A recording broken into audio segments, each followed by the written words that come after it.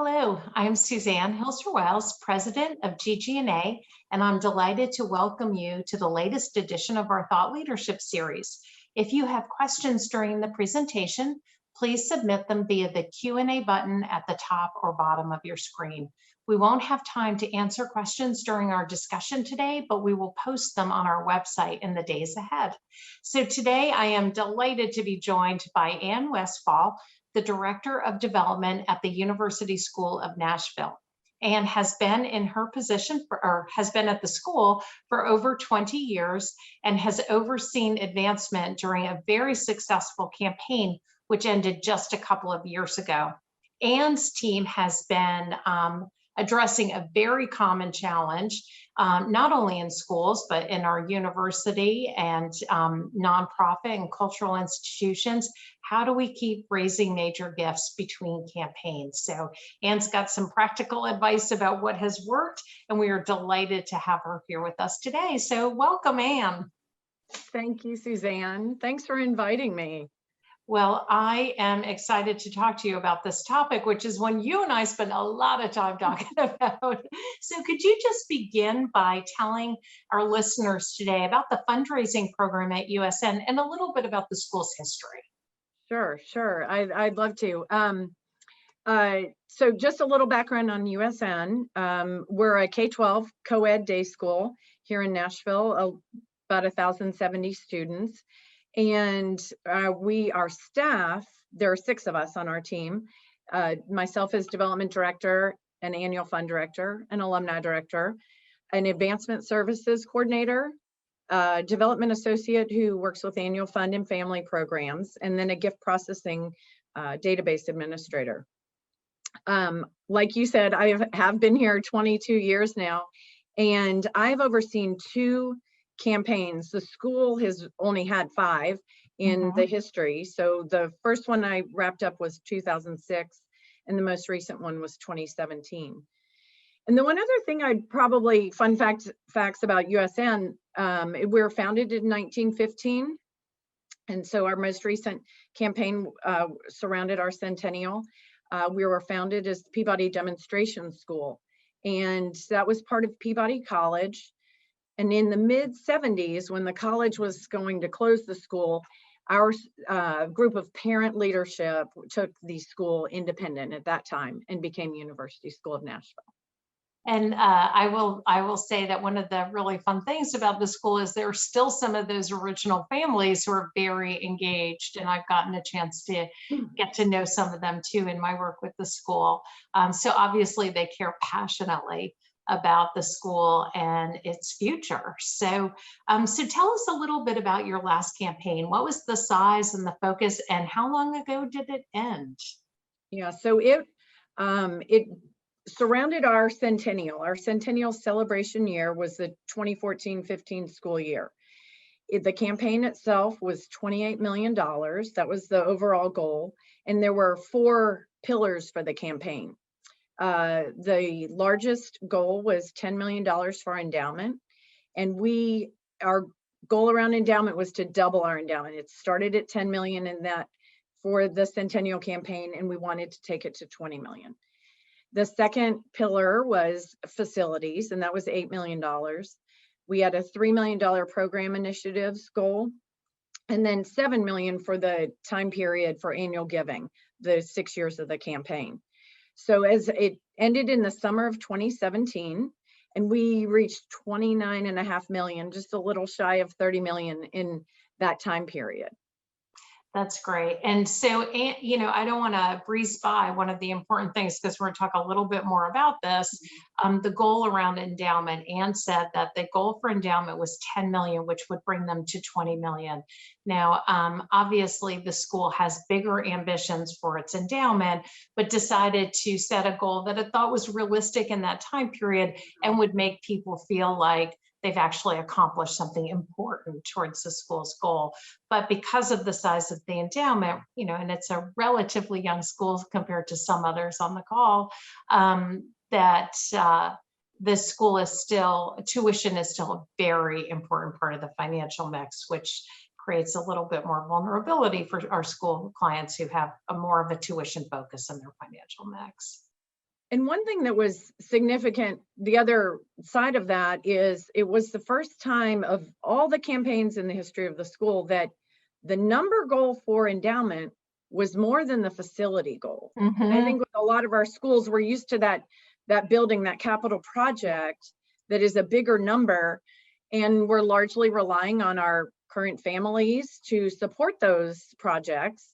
And so this was a shift in what we were talking about, our messages, our prospect pool, perhaps, because this would appeal to alumni, parents of alumni, to be talking about financial stability for the school long-term, the long-term future. Yeah, no, that's a really important point, Ann. And as you were celebrating your centennial, what a great time to talk about the long-term future of the school. Absolutely. And I think your point is an important one. Oftentimes at school, we begin our first couple of campaigns really focused on buildings. So the chance to talk about sustainability of our programs is really critical. So your campaign ended, you had all sorts of ways you celebrated. You have a beautiful donor wall. They have this great tradition at USN of a popsicle party to kick off the school year, and they celebrated the campaign success at one of their popsicle parties. So phew, that's behind you. Now what? You aren't kidding. You know, you come out of that, and I think our administrative team and our board, like, we're done with all things centennial. Like, right. Move on. What's the next project? What's the next initiative? And if your board is like ours, or the development committee and your team, they're thinking and planning what's next strategically. And your building and grounds committee might have a facility project. But when we came out of the campaign, and I was glad you asked even for this topic of a program, we didn't do a good job of this after our last campaign. Yeah, tell us about that. Well, we defaulted into, like, it's all about annual fund, it's all about annual giving. And in both campaigns, you finish and there are prospects who you just never had time to get to. Right. The earliest leadership donors are ready to give again 6 years later. You have people who weren't part of your community, parents, new grandparents, or maybe there was something on the menu that didn't appeal to them, or what they are excited about and passionate about wasn't on the menu yet. Yeah. So you have the prospects, and the likelihood is you have dreams and aspirations that would match with the prospects. It's like, what's next? And we had that priority of endowment. We met that $10 million goal, but let's all admit and acknowledge that the long-term goal is much longer than any of us will perhaps be here. So we, with our board and our development committee, said, what's the next number we need to, the next goal we need to hit? What's the multi-year goal we can have? And that we felt we could bite off without having a campaign initiative, umbrella over it. And we said, well, we did 10, and that was our first time to do that. Let's do the next 5. Let's get to a 5-year goal, $1 million a year. It was a round number. It's not going to smooth out evenly, but let's at least set that goal. And if we want to continue supporting our faculty, our students, our people in programs. But that had a 2-part goal, because some of that's outright giving, some of that's plan giving, and we had never had a plan giving goal. And we needed to figure out a target. The way to do that was looking back at your data, and we went back and said, how many gifts did we receive in our centennial? It was much smaller than we would have hoped, because it was only 9 documented gifts. Planned gifts. Planned gifts, documented planned gifts in that over time. a 6-year period. Over 6 years.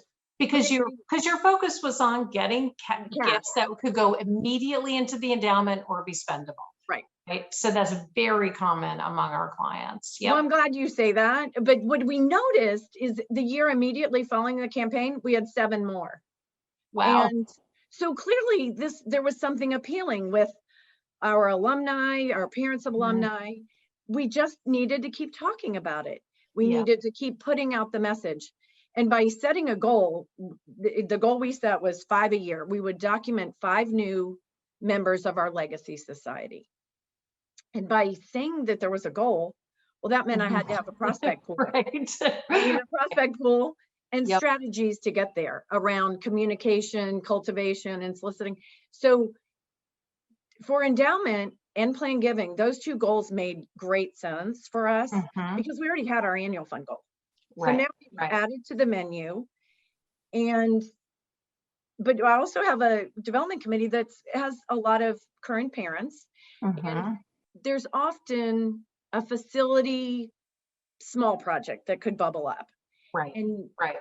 it might not need a campaign to fund it, but with the right case for support, you can go out to the prospects who are interested in a gym renovation or expansion, classroom renovation, something at our athletic fields. And I've become fond of creating just the 1-page marketing piece that's a leave behind that can educate not only your volunteer leadership, but Right. the parents who just want to say, what's going on? What's next? Yeah. Yep. Yeah. And then they go ahead. Oh, no. I don't want to lose something you were talking about in the beginning, because there's so much rich information in what you just shared. First of all, you went back and looked at the period between the last 2 campaigns and found that you went from, a successful campaign effort with major gifts back to a successful annual giving effort. And that's really what you had between the 2 campaigns. I don't want to miss that, because that is unfortunately really common, particularly with our institutions that are in one of their early campaigns, maybe not their first, but like their second or third, and they don't really think about, as you described, what is likely to be our period between campaigns, or maybe the outside of that, and what do we want to try and accomplish. So, Anne, you talked about 2 different things: creating a prospect pool for these kind of endowment and planned gifts, some of which are both. Some people fall into both those categories, some not, but then continuing to have these other projects that might appeal more to a current family. And so I think those are really important. Like, even as you think about what's going to inspire the person who's sitting at the development committee table today, but not lose sight of those prospects who actually could make a bigger gift that's important for your long-term goals, but are not as immediate. Right. And those prospects, think about your whole alumni pool. The key reunion classes that come up every year, but it's a different group every year. And part of it is my longevity with the school and a school head and CEO, a team of people who've been here a couple of decades. We've got long relationships with these people, and we can continue to keep them informed of what's next on the horizon for the school. And they're really interested, and being able to share these plans with those volunteer leaders, not just your immediate board, but our alumni board, our board of visitors, and our annual fund leadership team, who's the pipeline for our major gifts. So if they feel like they're in the know and they're thinking, what does this apply to me? Is this an interest of mine? Certainly there are gifts that have bubbled up through those conversations of just focus grouping what our goals are. Focus grouping our goals alone has identified. And so, and just so it's super clear to everybody, you had 2 goals. You have dollars raised for your endowment, and you had number of planned gifts. And you realized that over the 5 years, because it would be lumpy, that's how much you wanted to raise for endowment. But then you have this annual goal, which made sure that you were having a certain number of conversations with those prospects every year, which I think is terrific. And the other thing you just pointed to, which is really important, is because you had goals, because it had a structure, you were communicating about it. So you were continuing to talk about it, and you didn't lose focus on it.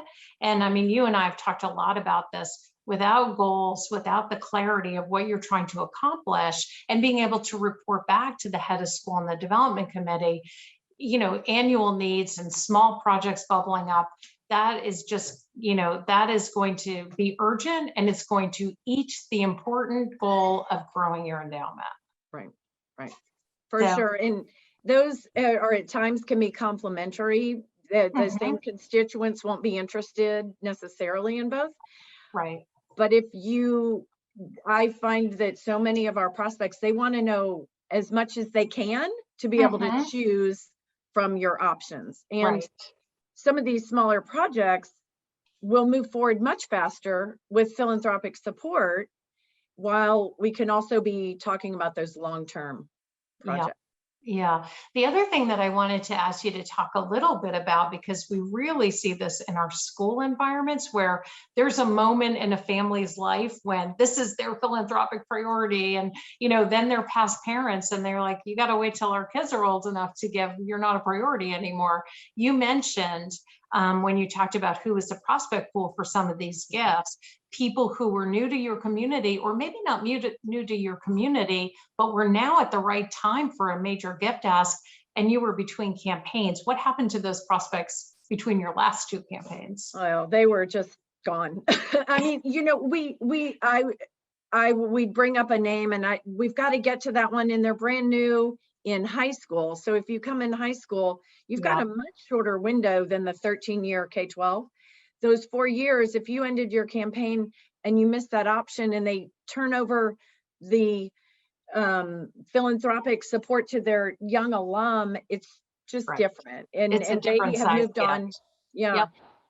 So it's beyond, but also beyond annual giving. So while we have got a super strong and stable annual fund program and annual fund director, being able to keep the messages going back and forth with that, those volunteers and those leadership prospects, so that they know more than just the unrestricted gift they're making. It also make sure that I secure an annual fund gift from my major gift prospects. Right. Exactly. Part of my job too.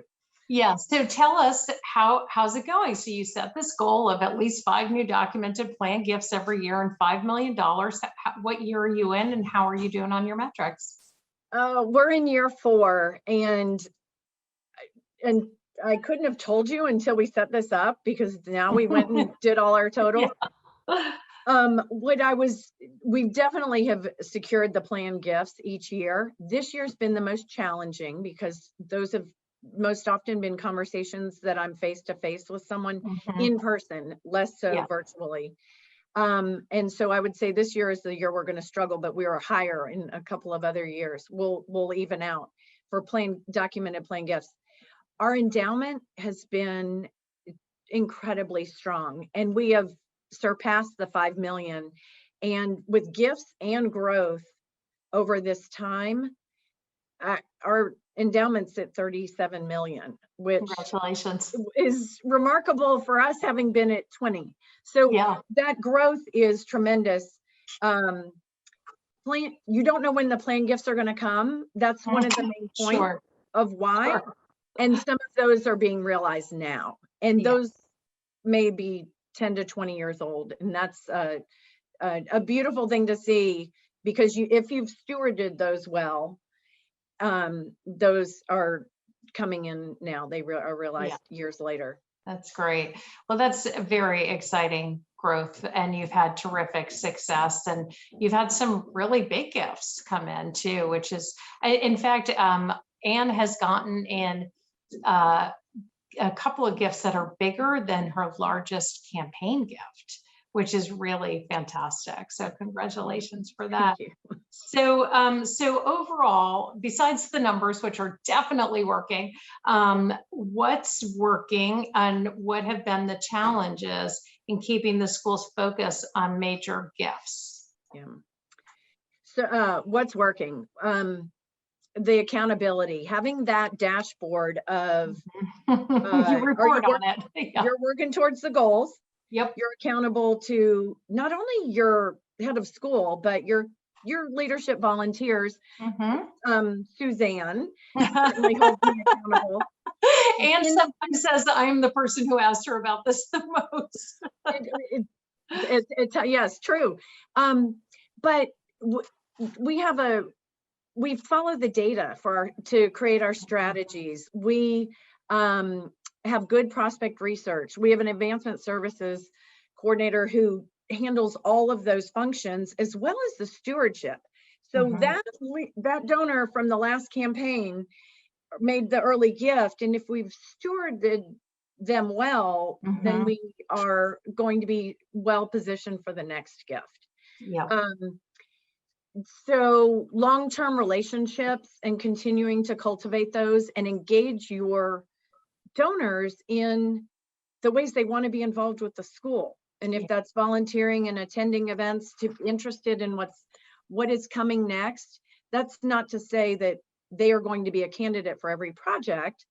That also requires us to refill the pipeline. Right. And Absolutely. always paying attention to what matching and marrying the interests with our priorities. You know, and if I could just stop you there for a second, that's a really important point. You know, often when we talk about institutions that don't do major gifts fundraising between campaigns, we think about the gifts that you lost, but the other thing you're losing is momentum. So when you go to ramp up a campaign, you haven't had any kind of conversation about major gifts with any of these folks or your volunteer leaders probably in 5 years. So the whole, like, you know, you have so much more work to do on campaign readiness than if you've only been running an annual giving program for the years between campaign.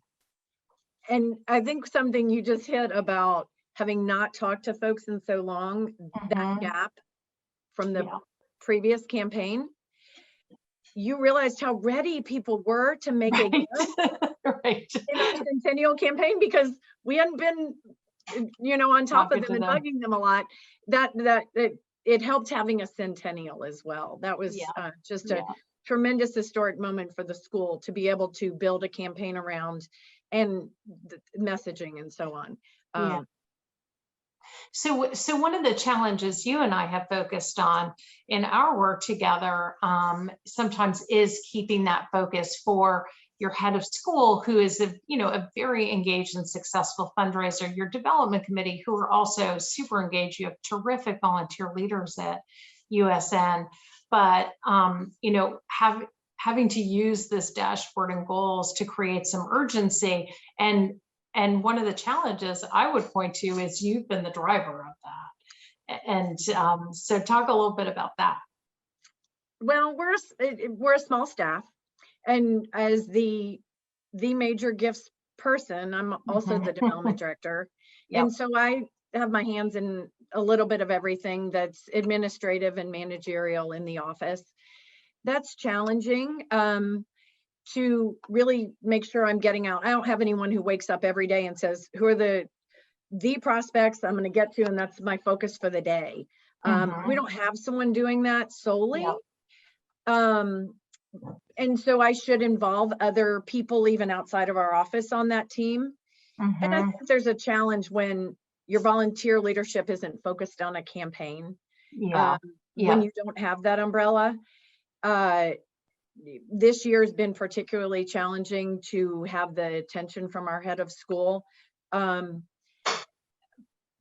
we've still been successful. And I think other schools, my counterparts elsewhere, have realized that not everyone has suffered as much in this economic crisis they are making major gifts. Absolutely. And other schools. And they want to know, how are you doing? How is your school doing? And really at different times throughout the year, because things have evolved and changed rapidly over the last 15 months. And I would say one of the things that I admire about USN, which isn't true of all of our school clients, on your board and on your development committee, it is not all current parents.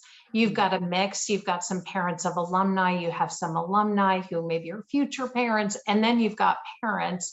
So it's not just, I think sometimes, understandably, parents are very focused on things like leadership, annual giving, near-term projects, as you said.